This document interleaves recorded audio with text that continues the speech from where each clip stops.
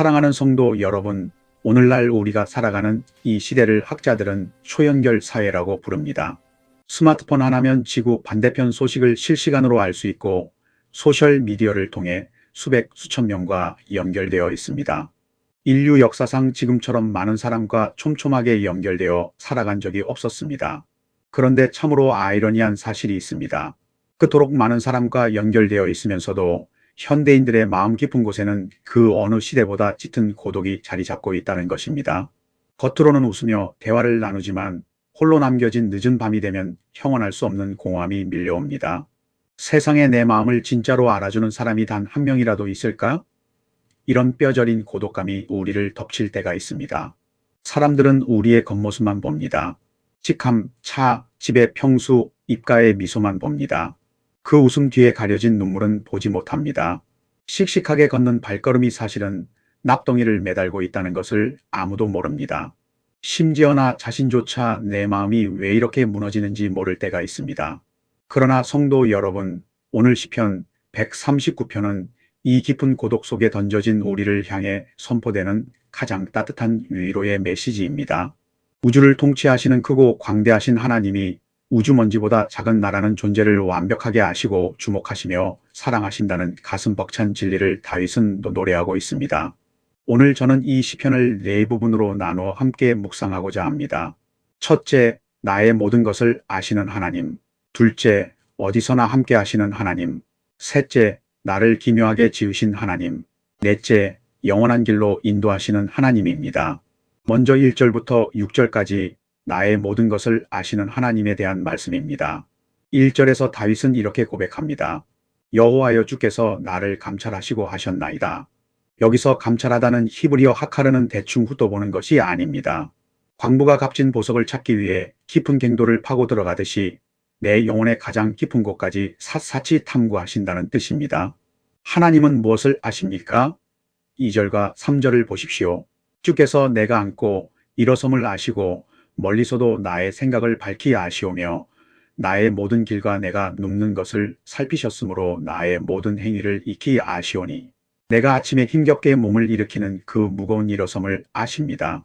하루 종일 삶의 무게에 짓눌려 지친 몸을 이끌고 털썩 주저앉는 그 한숨 섞인 앉음도 아십니다. 밤에 잠을 이루지 못하고 뒤척이는 그 고통의 밤도 하나님은 다 지켜보고 계십니다. 4절을 보십시오. 여호와여, 내 혀의 말을 알지 못하시는 것이 하나도 없으시니이다. 입 밖으로 꺼낸 말뿐 아니라 차마 말하지 못하고 속으로 삼켜버린 억울함, 기도조차 되지 않아 주여 주여 읊조렸던 그 탄식까지 하나님은 완벽하게 해독하고 계십니다. 여러분, 누군가 나의 모든 행동과 생각을 24시간 감시한다고 생각해 보십시오. 숨이 막히지 않겠습니까? CCTV 앞을 지날 때 우리는 긴장합니다. 만약 하나님의 아심이 그런 감시 카메라와 같다면 시편 139편은 위로가 아니라 공포의 시가 될 것입니다. 그러나 5절을 보십시오. 주께서 나의 앞뒤를 둘러싸시고 내게 안수하셨나이다. 하나님이 앞뒤를 둘러싸시는 이유는 도망가지 못하게 포위하시려는 것이 아닙니다. 세상의 모진 비바람과 원수의 공격으로부터 나를 보호하시기 위해 호위하시는 것입니다. 그리고 내 머리 위에 안수하셨다고 합니다. 안수는 축복과 사랑의 행위입니다. 하나님의 시선은 차가운 감시의 눈빛이 아닙니다. 상처 입은 자녀를 바라보며 내가 너의 그 아픔을 안다. 내가 너의 그 억울함을 안다 하시며 눈물로 어루만져 주시는 강렬의 시선입니다. 나를 그토록 완벽하게 알아주는 분은 오직 하나님 한 분뿐이십니다. 6절에서 다윗은 탄성을 지릅니다. 이 지식이 내게 너무 기이하니 높아서 내가 능히 미치지 못하나이다. 도저히 이해할 수 없는 너무나 신비롭고 압도적인 사랑이라는 고백입니다. 이제 7절부터 12절까지 어디서나 함께 하시는 하나님에 대한 말씀입니다. 7절입니다. 내가 주의 영을 떠나 어디로 가며 주의 앞에서 어디로 피하리이다. 우리는 때때로 하나님으로부터 숨고 싶을 때가 있습니다.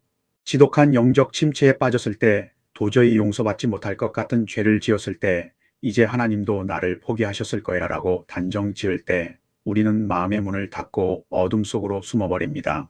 8절에서 다윗은 극단적인 두 장소를 말합니다. 내가 하늘에 올라갈지라도 거기 계시며 수월에 내 자리를 펼지라도 거기 계시니이다. 하늘은 가장 높은 영광의 자리입니다.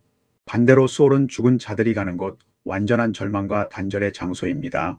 여러분의 삶의 소울은 어디입니까? 사랑하는 가족을 먼저 떠나보낸 슬픔의 자리입니까? 사업이 무너져 길거리에 나앉게 된 절망의 자리입니까?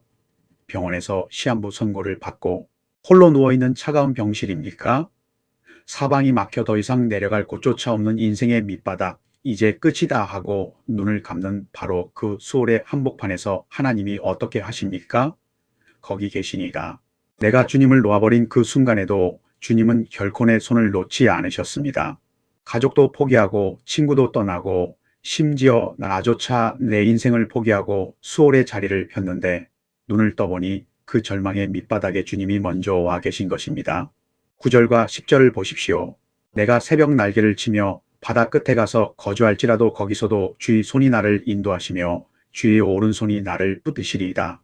빛의 속도로 도망쳐서 세상 끝 무인도에 홀로 앉아있다 할지라도 거기서도 하나님의 오른손이 내 어깨를 감싸 안으십니다. 11절과 12절입니다. 내가 혹시 말하기를 흑암이 반드시 나를 덮고 나를 두른 빛은 밤이 되리라 할지라도 주에게서는 흑암이 숨기지 못하며 밤이 낮과 같이 비추이나니 주에게는 흑암과 빛이 같음이니이다. 질병의 흑암, 우울의 흑암, 경제적 흑암이 나를 덮칩니다. 너무 캄캄해서 내 손조차 보이지 않습니다. 그러나 놀라운 비밀이 여기 있습니다. 우리에게는 칠흑 같은 어둠이지만 빛이신 하나님 앞에서는 그 어둠이 낮과 같이 환합니다. 아무리 짙은 인생의 어둠도 우리를 향한 하나님의 시선을 가릴 수 없고 우리를 찾아오시는 하나님의 발걸음을 막을 수 없습니다. 이제 13절부터 18절까지 나를 기묘하게 지으신 하나님에 대한 말씀입니다.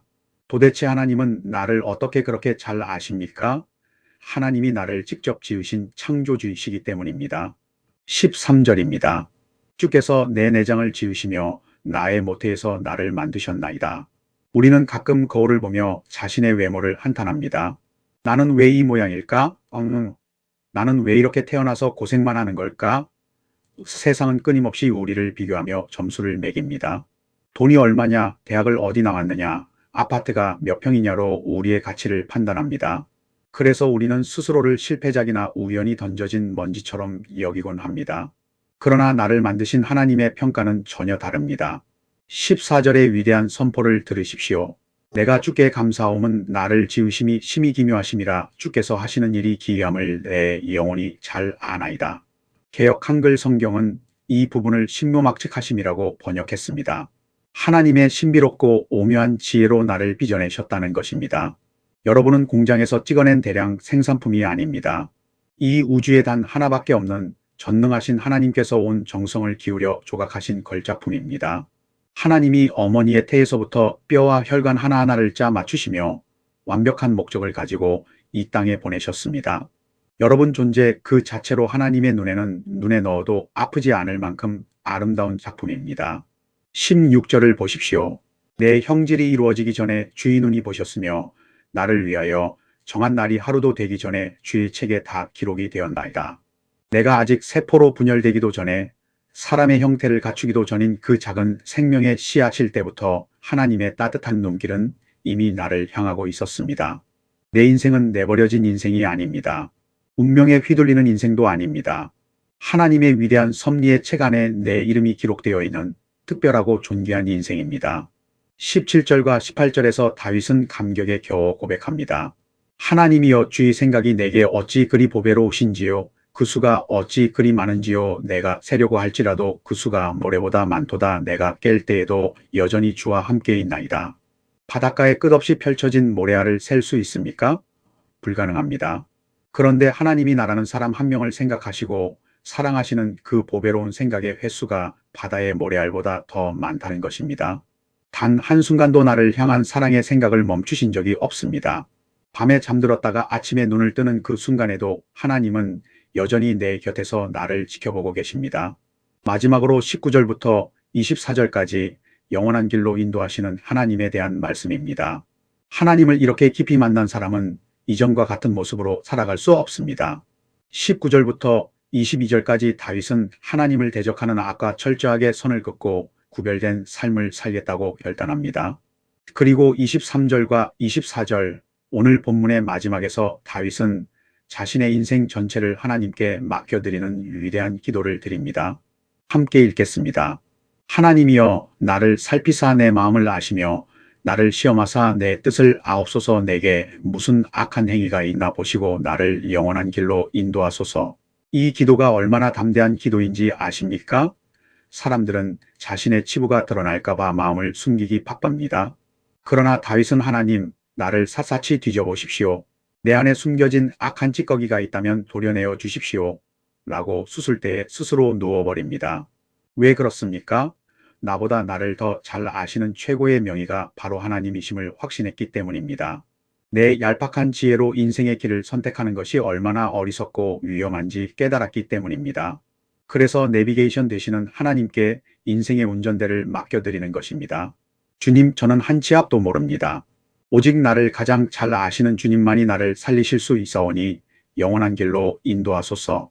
사랑하는 성도 여러분, 오늘 말씀을 가슴에 깊이 새기십시오. 우리는 이 거대한 우주 속에 홀로 던져진 외로운 고아가 아닙니다. 사람들이 내 진심을 몰라주어 억울하십니까? 세상이 나의 가치를 알아주지 않아 비참하십니까? 캄캄한 수월의 밑바닥에서 홀로 눈물 흘리고 계십니까? 사람의 위로를 구하지 마십시오. 사람의 시선에 갇혀 여러분의 존귀한 가치를 헐값에 넘기지 마십시오. 여러분을 어머니의 태에서부터 빚어내신 창조주 하나님이 여러분을 바라보고 계십니다. 여러분의 작은 신음에도 귀를 기울이십니다. 어디로 도망치든 끝까지 찾아가 그 따뜻한 오른손으로 안아주십니다. 모래알보다 더 많은 사랑의 생각으로 지금 이 순간에도 여러분의 앞뒤를 보호하고 계십니다. 이 위대하신 하나님의 사랑 앞에 우리의 고집과 염려를 내려놓읍시다. 이번 한 주간 세상으로 걸어 나가실 때 등 뒤에서 호위하시고 머리 위에 안수하시는 그 주님의 손길을 느끼며 담대하게 걸어가십시오. 그리고 매일 아침 눈을 뜰 때마다 고백하십시오. 나를 가장 잘 아시는 주님, 오늘도 나를 영원한 길로 인도하소서. 기도하겠습니다. 우리를 가장 잘 아시는 전능하신 하나님 아버지, 험하고 차가운 세상 속에서 홀로 외로워하던 우리의 마음을 오늘 말씀으로 어루만져 주시니 감사합니다. 때로는 수월의 밑바닥에 던져진 것처럼 캄캄하고 절망스러운 상황 속에서도 그 흑암을 뚫고 찾아오사 우리를 붙잡아 주시는 주님의 크신 사랑을 찬양합니다. 주님, 세상이 매기는 점수와 사람들의 시선에 흔들리지 않게 하옵소서. 우리가 어머니의 태에서부터 주님의 지혜와 사랑으로 지음받은 존귀한 걸작품임을 깨닫게 하옵소서. 이제 우리의 좁은 지혜를 내려놓고 나보다 나를 더 잘 아시는 주님께 인생의 운전대를 맡겨드립니다. 우리 안에 있는 어둠과 상처를 치유해 주시고 오직 생명과 평안이 넘치는 영원한 길로 인도하여 주옵소서. 예수 그리스도의 이름으로 감사하며 기도드립니다. 아멘.